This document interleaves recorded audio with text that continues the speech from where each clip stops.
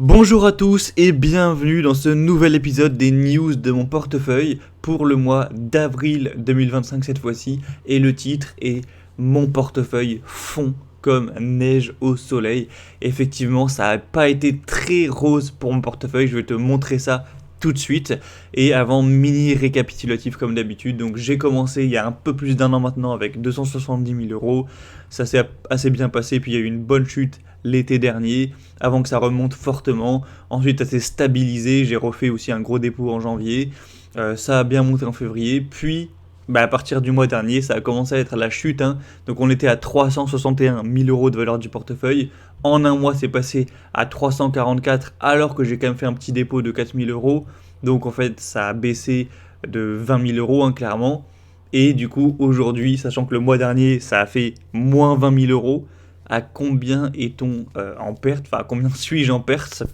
Eh bien, je vais te le dévoiler tout de suite. Je vais te montrer mon portefeuille actualisé et on est à 329 000 euros. Donc, ça rajoute tout simplement donc de 344 pour aller à 329, donc 330, on va dire. Ça fait une perte d'environ 15 000 euros, quasiment exactement. Donc, le mois dernier, moins 20 000 euros. Hein, on est passé de 361 à 344 avec un dépôt de 4000, donc en fait ça fait moins 16 000 plus 4000, donc en gros moins 20 000, hein, pour arrondir un petit peu.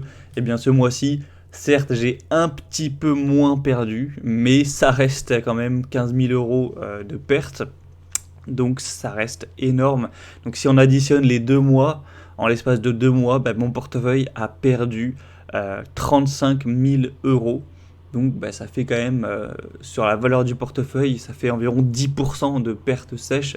Donc en réalité, ça commence quand même à piquer, il faut l'admettre. Donc ce qui est intéressant de voir par rapport à ça, c'est qu'est-ce qu'ont fait les indices, hein.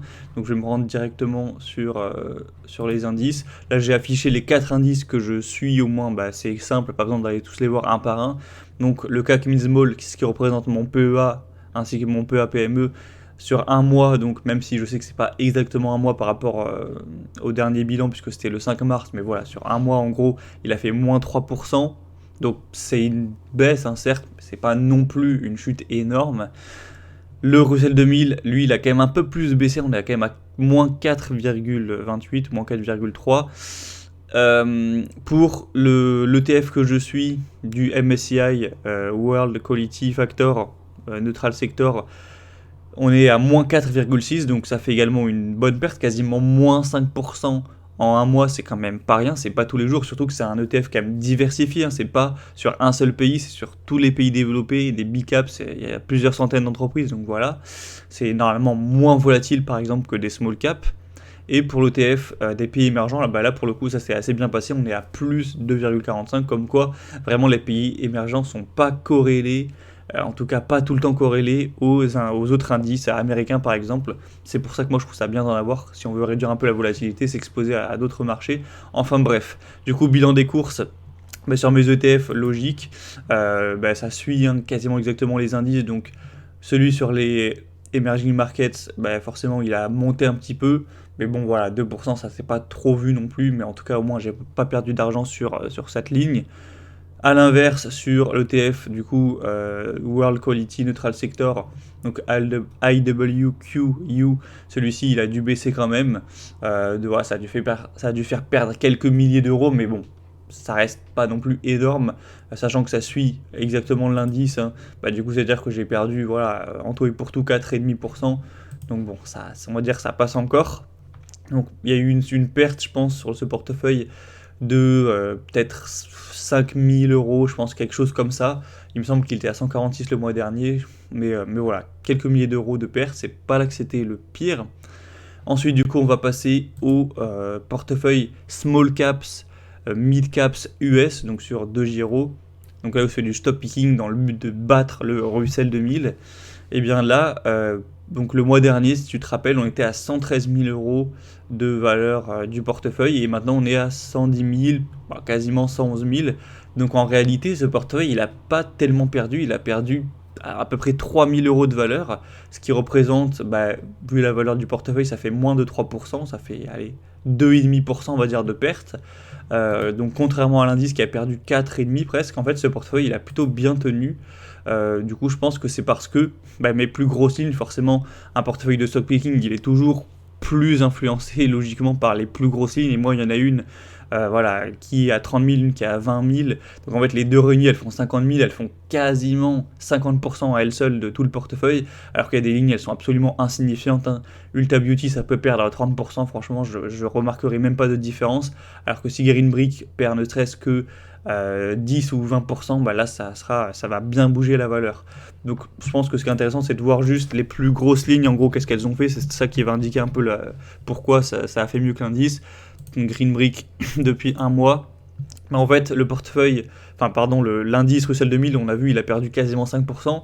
Green Brick, elle a pas perdu, elle est restée stable, donc forcément, ça fait un gain. Hein. Ne pas perdre quand le marché baisse, c'est une sorte de gain. Donc ça, c'est la première raison, donc ça, je suis assez quand même content. Et si je regarde maintenant Technoglass, hop, qui est ma deuxième plus grosse position du portefeuille, clac, depuis un mois, elle a fait même quasiment plus 1%. Donc en fait, je suis assez content de ce portefeuille dans le sens où le marché s'est cassé la gueule, moins 4,5, et probablement que j'ai quand même pas mal de sociétés dans l'eau qui sont cassées la gueule. Je pense que Napco, elle a bien baissé, hein. Si je suis à moins 15, c'est pas pour rien. Ulta, elle a dû baisser un petit peu, mais je pense que ça va.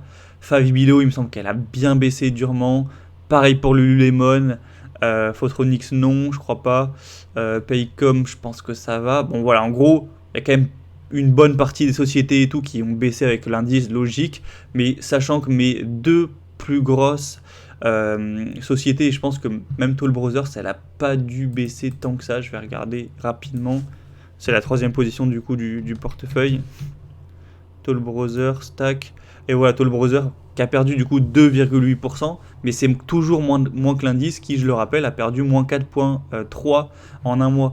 Donc en gros, c'est sûr que si mes trois plus grosses positions du portefeuille ont surperformé sur cette période l'indice, donc de 4,5 voire 5, et pour une peut-être que 2%, forcément moi ça me fait perdre moins d'argent. Donc même si j'ai des sociétés qui sont cassées la gueule, c'est les plus petites du portefeuille, donc ça n'a pas trop impacté. L'important c'était que les grosses tiennent, elles ont tenu, donc au final j'ai pas perdu beaucoup d'argent, voilà, 2,5%, donc quasiment 2 fois moins que l'indice, donc ça j'étais assez content. Donc certes j'ai perdu de l'argent, 3000 euros, mais j'aurais pu perdre beaucoup plus si j'avais pris un ETF Russell 2000, donc là pour le coup j'étais content d'avoir fait du stock picking, d'avoir pris des valeurs qui en tout cas ont été plus solides sur cette période. Donc si on additionne les ETF, enfin le compte ETF où j'ai perdu environ, comme j'ai dit, je pense 5000 euros, je vais aller vérifier très rapidement. Bon, voilà, je fais un mini cut le temps juste de retrouver, donc j'étais à 144 000, comme tu peux le voir ici, hein, 144 000.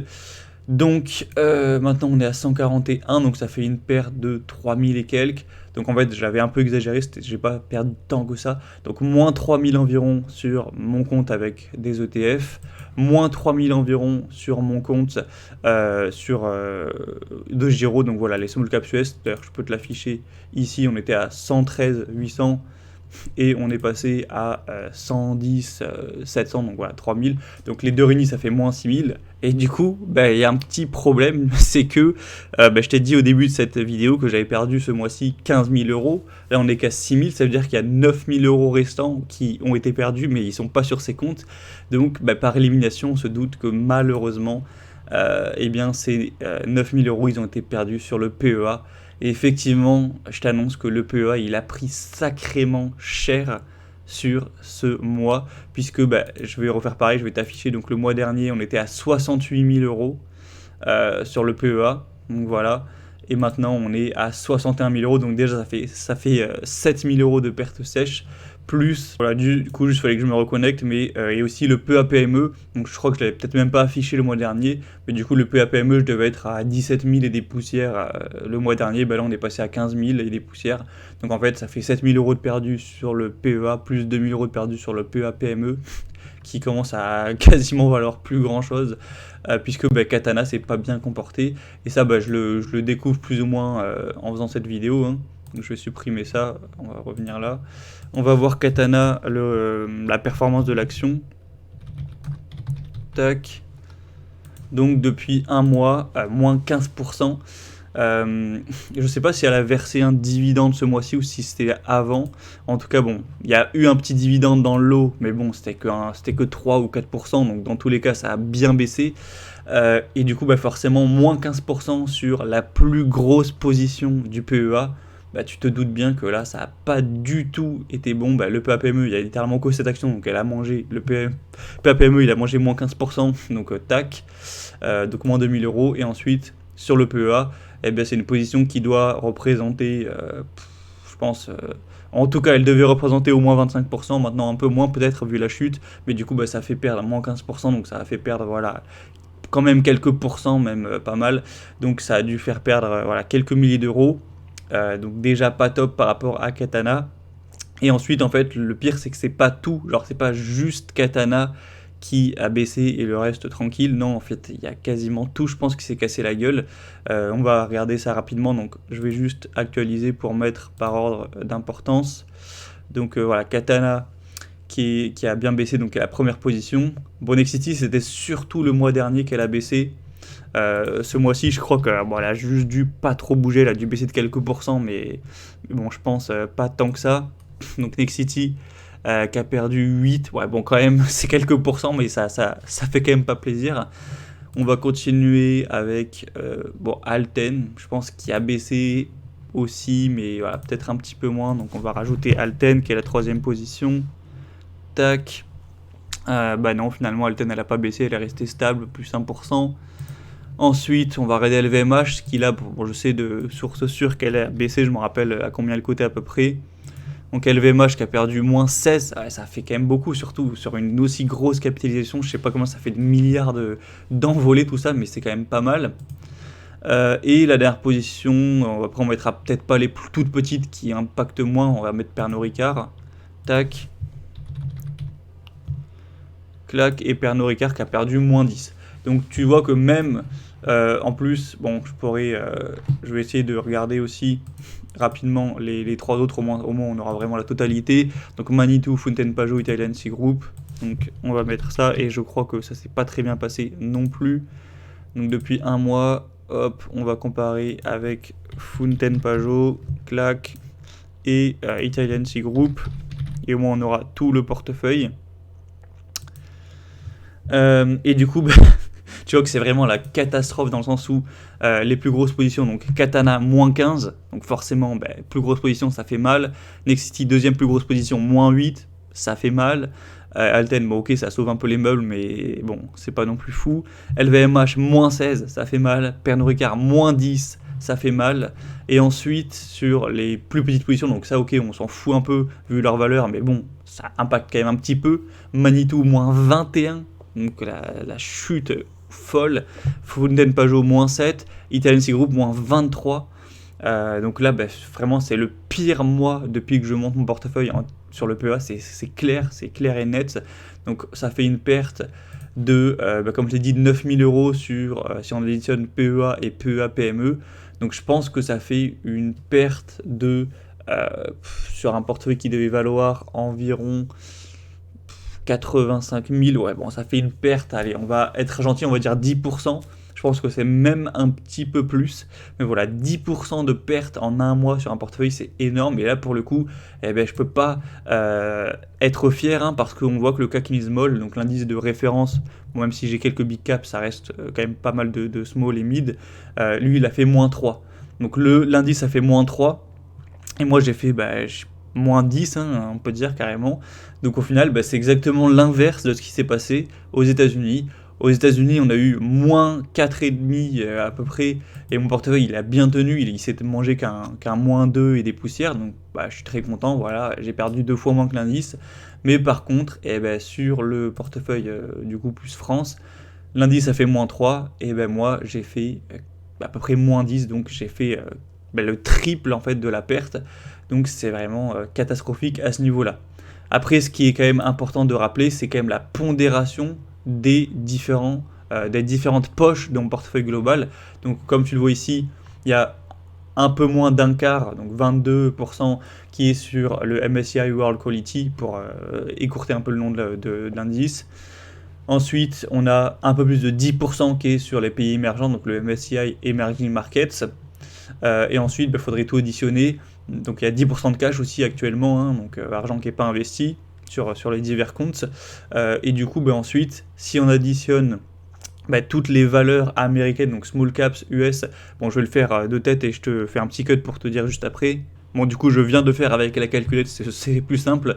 Donc sur toutes les valeurs US, on est à un peu plus d'un tiers en fait de valeur du portefeuille, donc plus 33%, et du coup on arrive à 22%. Donc voilà, ce que je voulais démontrer, c'est qu'en gros, sur le portefeuille global, on a donc 34% sur le Russell 2000, 22% sur le CAC Mid Small, après les autres indices donc, que j'ai cités et le cash.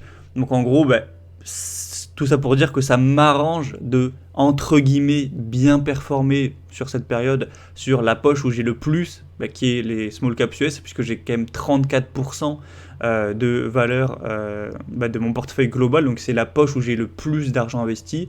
Et je préfère ça plutôt que l'inverse et d'avoir d'avoir perdu sur le CAC Mid Small où là j'ai 22%, ça représente comme le MSCI World Quality, donc un peu moins, enfin un peu plus d'un cinquième. Voilà, je préfère que ma poche la plus grosse performe et qu'une poche plus petite se casse la gueule plutôt que l'inverse. Donc au final, ça me fait forcément chier d'avoir eu ces résultats. Mais sachant que c'était sur cette poche-là, c'est moins la catastrophe que si ça avait été les États-Unis. Et du coup, on va finir par calculer la perte sur le portefeuille. Donc, comme je l'ai dit, on est sur une perte de 15 000 euros. 15 000 sur la valeur initiale du portefeuille qui était donc à 344, hein, j'arrondis un petit peu. Ça fait une perte donc, de 4,3%. Clac. Donc voilà, 4,3% sur ce portefeuille globalement de pertes en un mois. Donc ce qui est intéressant, c'est de comparer peut-être aux gros indices globaux, voilà, voir un petit peu comment je me situe par rapport à j'en sais rien moi. Donc voilà, j'ai mis quelques indices très connus, très suivis, très achetés, etc. avec les ETF.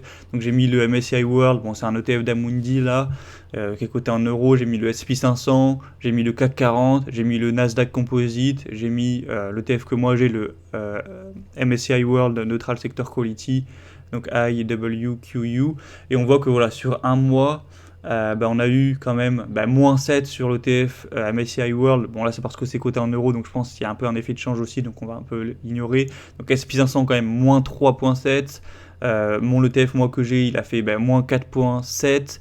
Le CAC 40, il a fait moins 4,5, donc il a quand même bien chuté. Le Nasdaq, moins 5 hein, quasiment. Donc au final, je me retrouve avec une perf qui est certes catastrophique sur la partie PEA. Comme je l'ai dit, c'est quand même une poche qui est assez petite, qui fait à peine plus d'un cinquième du global. Donc au final, perdre 10% sur un cinquième, au final, c'est perdre seulement 2%. Donc voilà, c'est pas la catastrophe. Et du coup, globalement, j'ai perdu 4,3%, ce qui est à peu près similaire au CAC 40, au Nasdaq, au IWQU. Toujours chiant à dire ce truc, un peu plus que l'S&P 500. Bon voilà, ça reste à peu près corrélé aux indices globaux, mondiaux. Donc je me fais pas non plus trop de soucis. Je suis quand même content de l'autre côté que sur le Russell 2000 ça se soit bien passé, enfin sur les small caps US. Donc voilà, pour faire un petit peu le bilan, je dirais que très négatif sur la partie Europe, positif sur la partie, même très positif sur la partie US. Après les ETF, c'est des ETF. Je suis quand même content pour le MSCI Emerging Markets qui surperforme pour le coup. Je peux le mettre là ici sur Google Finance. Tac, on va enlever, imaginons celui-là. Donc c'est LEMA, tac. Donc on voit que voilà, il y a tout qui se casse la gueule, mais les pays émergents ils tiennent, ils prennent 2%. Donc je suis content, voilà, puisque c'est une thèse aussi que j'ai dans ma stratégie, c'est d'avoir quand même une petite partie, une petite poche sur ces pays émergents. Ça représente quand même 10%, hein, donc voilà, au final ça représente peut-être 50% de la partie Europe, donc c'est quand même, ça commence à être assez important.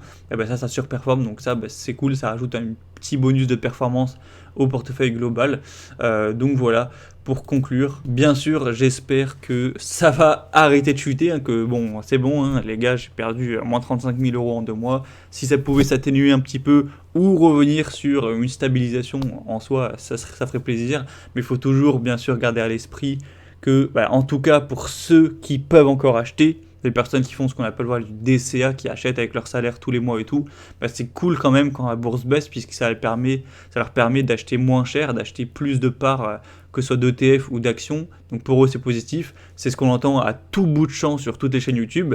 Après, il faut quand même mentionner aussi qu'il y a des gens qui, eux, n'achètent pas. Il y a des gens qui sont investis, qui ont un capital, mais qui par contre sont à leur retraite, ne travaillent plus, ne déposent plus d'argent tout simplement pour X ou Y raison. Ça peut être voilà, soit quelqu'un qui a accumulé toute sa vie, qui a mis tout son fruit de son travail, quelqu'un qui a vendu son entreprise, qui a mis beaucoup d'argent d'un coup, qui va pas re-avoir à nouveau, quelqu'un qui a vendu un bien immobilier, quelqu'un qui a eu un héritage ou quoi.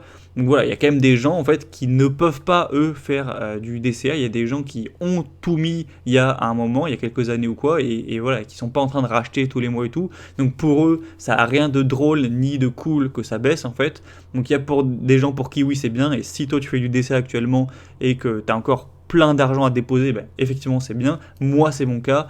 J'ai de l'argent à déposer, j'ai pas 70 ans avec tout l'argent de toute ma vie dessus, et où je gagne plus rien et que c'est que des rentes et tout. Donc pour moi c'est bien, pour toi peut-être que c'est bien, mais il faut garder en tête que pour certaines personnes c'est pas du tout bien. Mais bon voilà, c'est comme ça. Niveau résultat, il y en aura pas mal pour les sociétés européennes d'ailleurs en avril, donc ce serait intéressant de faire le bilan d'ici un mois. Normalement on a une publication de Katana pour le chiffre d'affaires du T1, pareil pour Foot & Pajot. Pernod Ricard, on a le T3, Manitou, on va avoir aussi le chiffre d'affaires du premier trimestre, et pour Alten, je crois que c'est pareil. Donc on va quand même avoir pas mal de résultats de sociétés européennes. Donc on verra bien si ces baisses, elles étaient justifiées ou pas. Bon, dans tous les cas, on fera ce petit bilan d'ici un mois, et je te partagerai un petit peu. Parce que c'est vrai que j'ai beaucoup parlé des performances sans parler vraiment fondamentalement des sociétés, mais je t'en parlerai je pense un peu plus du coup au mois prochain sur ma vision de chaque société. J'ai pas envie de le faire à chaque mois parce que ça risque d'être un peu redondant, et je t'avoue que là ce dernier mois je me suis pas trop penché sur la bourse, c'est pour ça aussi que j'ai fait 0 vidéo.